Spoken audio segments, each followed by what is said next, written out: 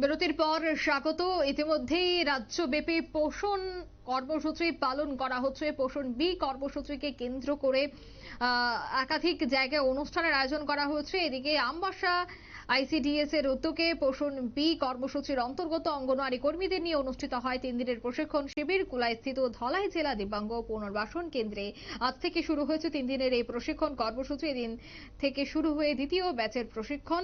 এই সম্পর্কে বলতে গিয়ে সিডিপিও কাজল কলই জানান যে এই কর্মসূচির মাধ্যমে অঙ্গনওয়াড়িতে আসা ছোট ছোট শিশুদের পোষণের পাশাপাশি পড়াশোনায় কিভাবে উন্নতি করা যায় সে বিষয় নিয়ে আলোচনা হবে। তবে সে বিষয়ে কি বলছেন তারা শোনাচ্ছি।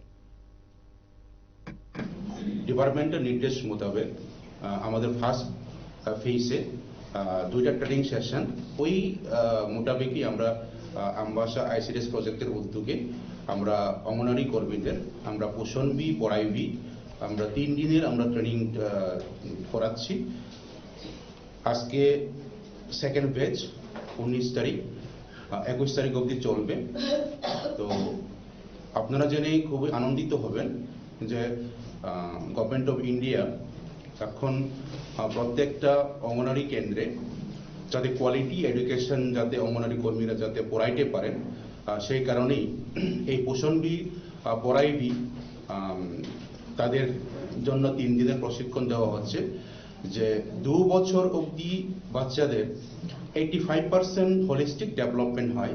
যে এই 2 বছরের মধ্যে যদি কোনো শিশুর যদি সঠিকভাবে যদি ডেভেলপমেন্ট না হয় তাহলে কিন্তু পরবর্তীতে সে অন্য কাজ করতেও কিন্তু তার প্রবলেম হয়। তো সেই কারণেই ওই বাচ্চাদের যাতে হোলিস্টিক ডেভেলপমেন্ট হয় সে আপনারা শুনলেন তাদের বক্তব্য। পোষণ বি পাড়াই বি কর্মসূচির আয়োজন করা হয়েছে আমবাসা মহকুমায় কুলাস্থিত ধলাই জেলা দিব্যাঙ্গ পুনর্বাসন কেন্দ্রে, যেখানে বিভিন্ন বিষয় নিয়ে আলোচনা হয়। মহকুমা আইসিডিএস এর উদ্যোগেই চলে এই অনুষ্ঠান। এই মুহূর্তের সংবাদ এ পর্যন্তই। আমাদের পরবর্তী নিউজ এবং আপডেট দেখার জন্য অবশ্যই চোখ রাখবেন শুধুমাত্র নিউজ ভ্যানগার্ডের পর্দায়। ধন্যবাদ।